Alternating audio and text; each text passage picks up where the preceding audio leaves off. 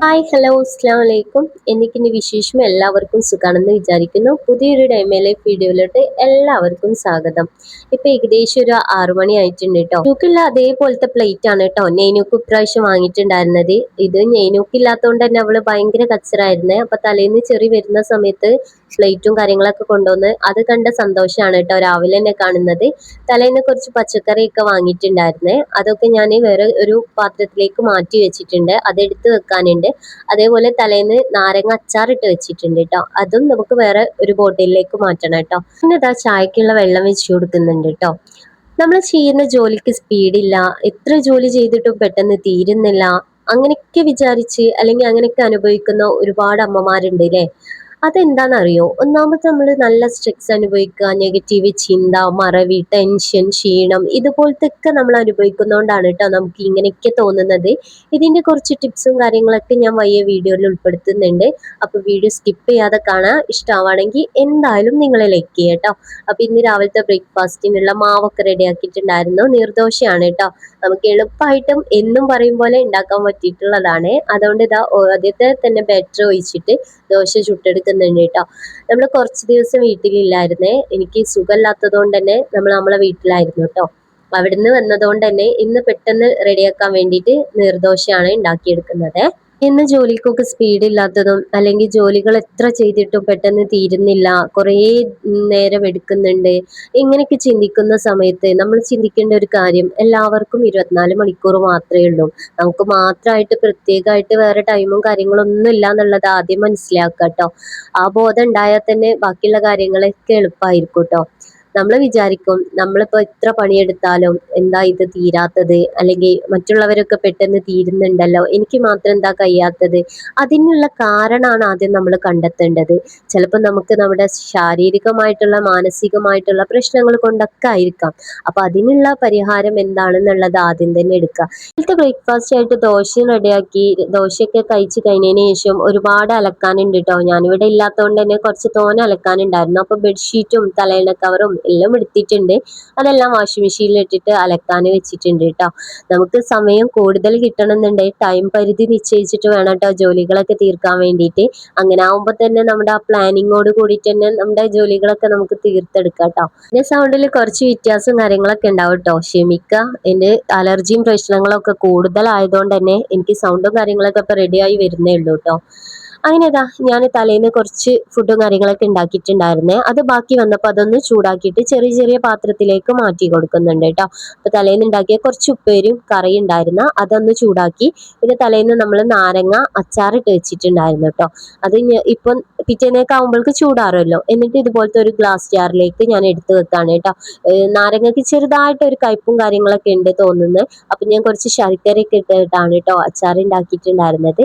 അത് ഇതുപോലത്തെ ഒരു എയർ ടൈറ്റ് ആയിട്ടുള്ള കണ്ടെയ്നറിലേക്ക് മാറ്റി കൊടുത്താൽ നമുക്ക് ഇഷ്ടത്തിനനുസരിച്ചിട്ട് നമുക്ക് ഫുഡ് കഴിക്കുമ്പോൾ ഒക്കെ എടുക്കാം കേട്ടോ. അപ്പൊ കുറച്ച് മാത്രമേ ഉണ്ടായിരുന്നുള്ളൂ. ഇത് കുറേ കാലമായിട്ട് ഉപ്പിലിട്ട് വെച്ചതാണ് കേട്ടോ. അപ്പൊ പിന്നെ അതൊന്ന് അച്ചാറിട്ട് എടുത്തിട്ടുണ്ട്. പിന്നെ കുറച്ച് പാത്രങ്ങൾ ഉണ്ടായിരുന്നു. പിന്നെ കുറച്ച് ചോറ് തിളപ്പിച്ച് കൂട്ടാനുണ്ടായിരുന്നു കേട്ടോ. അതും കൂടി ഊറ്റി വെച്ച് പിന്നെ ക്ലീനിങ്ങും കഴിഞ്ഞാൽ നമുക്ക് രാവിലത്തെ ആ ഒരു കുക്കിങ്ങും ക്ലീനിങ്ങും ഒക്കെ കഴിയും. ഉച്ചയ്ക്കുള്ളത് സ്പെഷ്യൽ ആയതുകൊണ്ട് തന്നെ അത് പിന്നെ കുറച്ച് കഴിഞ്ഞിട്ടാണ് കേട്ടോ ഉണ്ടാക്കുന്നത്. ഇവിടെയൊക്കെ ഉള്ളവര് അഥവാ സ്പീഡ് കുറവാണെന്ന് തോന്നുന്ന വ്യക്തികൾക്കൊക്കെ പെട്ടെന്ന് മൾട്ടി ടാസ്ക് ചെയ്ത് ജോലികൾ ചെയ്യാതിരിക്കുന്നതാവട്ടോ നല്ലത്. ഫ്രീ ആയിട്ട് ടൈമൊക്കെ സെറ്റ് ചെയ്ത് സാവധാനത്തിൽ ഓരോ പണികളും തീർക്കുന്നതാവും നല്ലത്. കാരണം പെട്ടെന്നൊക്കെ ഇപ്പൊ മൾട്ടി ടാസ്ക് ചെയ്യാൻ സ്ത്രീകളെ സംബന്ധിച്ച് ഏറ്റവും വലിയ കാര്യം തന്നെയാണ്. അവർക്കേ അത് കഴിയുള്ളൂ കേട്ടോ. പക്ഷെ എന്ന സ്ഥാനത്ത് മടിയോ അല്ലെങ്കിൽ സ്പീഡും കുറവുള്ള വ്യക്തിയാണെങ്കിൽ പതുക്കെ മൾട്ടി ടാസ്ക് ചെയ്യാതെ ഓരോരോ ജോലികൾ അതിൻ്റെതായ വൃത്തിയോട് കൂടിയിട്ട് ചെയ്ത് തീർക്കുമ്പോൾ നമുക്ക് ഈസി ആയിട്ട് തോന്നും കേട്ടോ. എന്നിട്ട് പിന്നെ കുറച്ചും കൂടിയൊക്കെ കഴിഞ്ഞ് നമുക്ക് അതൊക്കെ ഒന്ന് റെഡി ആയി കിട്ടിക്കഴിഞ്ഞാൽ പിന്നെ നമുക്ക് മൾട്ടി ടാസ്ക് ചെയ്തുങ്ങാണ്ട് ജോലികളൊക്കെ തീർക്കാം കേട്ടോ. അപ്പൊ അതും കൂടി ശ്രദ്ധിക്കുക. പെട്ടെന്ന് തന്നെ പോയിട്ട് മൾട്ടി ടാസ്ക് ചെയ്തുങ്ങാണ്ട് നമ്മുടെ പണികളൊക്കെ പെട്ടെന്ന് തീർക്കാന്ന് വിചാരിച്ചിട്ടുണ്ടെങ്കിൽ അത് വല്ലാത്തൊരു അബദ്ധത്തിൽ തന്നെയാണ് കേട്ടോ പോവാ. പിന്നെ ഞാൻ മൊത്തം ഒന്ന് ക്ലീൻ ചെയ്തെടുക്കാണ് കേട്ടോ. എല്ലാ ഭാഗവും തുടച്ചെടുക്കും കേട്ടോ. എന്നും ഡെയിലി നമ്മൾ തുടച്ചെടുക്കും. അങ്ങനെ ആകുമ്പോൾ തന്നെ നമുക്ക് ഡീപ്പായിട്ട് ഒരു ക്ലീനിങ്ങിന്റെ ആവശ്യം വരുന്നില്ല. അങ്ങനെ ഞാൻ മൊത്തം ഒന്ന് ക്ലീൻ ആക്കിയിട്ടുണ്ട്. ഇനി കുറച്ച് പാത്രങ്ങളാണ് കേട്ടോ. ഈ പാത്രങ്ങൾ കഴുകി വെക്കാൻ എന്നെ സംബന്ധിച്ച് എനിക്ക് ഭയങ്കര മടിയാണ് കേട്ടോ. അത് മാത്രമല്ല, ഈ ഒരു പാത്രങ്ങളെല്ലാം കൂടി സിങ്കിൽ കൊണ്ടുപോയി ഇട്ടിട്ടുണ്ടെങ്കിൽ പിന്നെ അത് കുറച്ച് കഴിയുമ്പോഴേക്കും കൂടുതലാവും, പിന്നെ കുന്നുകൂടും, പിന്നെ പണികൾ ചെയ്യാൻ തന്നെ തോന്നൂല കേട്ടോ. അതുകൊണ്ട് തന്നെ കയ്യോടെ അങ്ങോട്ട് പാത്രങ്ങളൊക്കെ കഴുകി വെച്ച് കുളിയും കാര്യങ്ങളൊക്കെ കഴിഞ്ഞതിന് ശേഷമാണ് ഉച്ചയത്തെ ലഞ്ച് റെഡിയാക്കുന്നത് കേട്ടോ. അപ്പൊ ഇന്ന് ഞാൻ നെയ്ച്ചോറും ചിക്കൻ ഫ്രൈയും അതുപോലെ തക്കാളി താളിപ്പ് പോലെ ഒരു കറിയാണ് കേട്ടോ ഉണ്ടാക്കിയെടുക്കുന്നത്. അപ്പൊ ഞാൻ സിമ്പിൾ ആയിട്ട് തക്കാളി കറി ഉണ്ടാക്കുന്നത് ഇങ്ങനെയാണ് കേട്ടോ. ഒരു പാന് വെച്ച് കൊടുത്തിട്ടുണ്ട്, അതിലേക്ക് കുറച്ച് വെളിച്ചെണ്ണയും കടുകും പൊട്ടിച്ചെടുത്ത് കുറച്ച് കറിവേപ്പില ഇട്ടിട്ടുണ്ട്, പിന്നെ ഒരു വലിയ തക്കാളി ഒന്ന് അരച്ചെടുത്തതാണ് കേട്ടോ. അതിലേക്ക് ആവശ്യത്തിനുള്ള ഉപ്പും കുറച്ച് മഞ്ഞൾപ്പൊടിയും കുറച്ച് മുളക് പൊടി ചേർക്കുന്നുണ്ട്. എന്നിട്ട് ആവശ്യത്തിനുള്ള ഉപ്പൊക്കെ ചേർത്തിട്ട് അങ്ങോട്ട് മിക്സ് ചെയ്ത് തിളപ്പിച്ചെടുക്കുക കേട്ടോ. എന്നാൽ തന്നെ ഈ ഒരു തക്കാളി കൂട്ടാൻ റെഡി ആയിക്കോളും. ഇത് സിമ്പിൾ ആയിട്ട് നമ്മൾ ഉണ്ടാക്കിയെടുക്കുന്നതാണ് കേട്ടോ. ഇനി ഞാൻ കുറച്ച് ചിക്കൻ ഫ്രൈ ഒരു വെറൈറ്റിക്ക് ഉണ്ടാക്കല്ലോ എന്ന് വിചാരിച്ചിട്ട് തക്കാളി, ചെറുനാരങ്ങ, വെല്ലുള്ളി, കറിവേപ്പില, അതുപോലെ കുറച്ച് മഞ്ഞൾപ്പൊടിയും കുറച്ച് മുളക് പൊടിയും ചേർക്കുന്നുണ്ട്. ആവശ്യത്തിനുള്ള ഉപ്പ് പിന്നെ ലാസ്റ്റ് ആണ് കേട്ടോ ഞാൻ ചേർത്തിട്ടുള്ളത്. അപ്പോഴേക്കും നമ്മൾ തക്കാളി ഇതാ നന്നായിട്ട് തന്നെ കുക്ക് ചെയ്ത് വരുന്നുണ്ട്. നല്ല പോലെ തന്നെ തിളപ്പിച്ചെടുക്കണം കേട്ടോ. പിന്നെ ചിക്കന് നല്ലപോലെ കഴുകി വെച്ചിട്ടുണ്ടായിരുന്നു, അതിലേക്ക് നമ്മൾ അരച്ച് വെച്ചിട്ടുള്ള മസാല കൂടി ചേർത്ത് കൊടുത്തിട്ട് ചിക്കൻ ഫ്രൈയിലേക്കുള്ള മസാല കൂട്ടാണ്.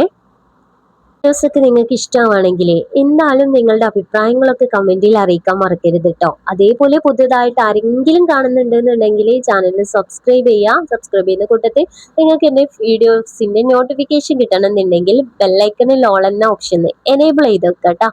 അപ്പൊ നിങ്ങളുടെ അഭിപ്രായങ്ങൾ അറിയിക്കാൻ മറക്കരുത്.